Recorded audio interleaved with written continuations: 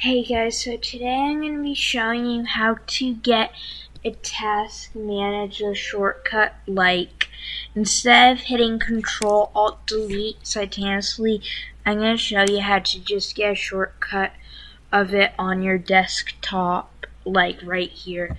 So first what you do is you right click, or you just put two fingers on your mouse, not mouse, but on the desktop, the thing that isn't a mouse, like the touch thing, yeah.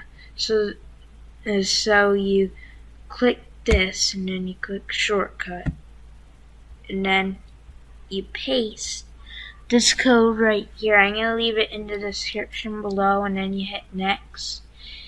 And then what I'm just going to name it is just Task Manager. And now, this is fine to access.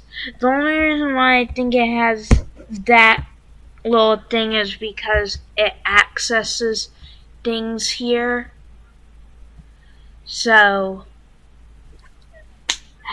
I hope that helped you out on something. Thank you for watching. Bye.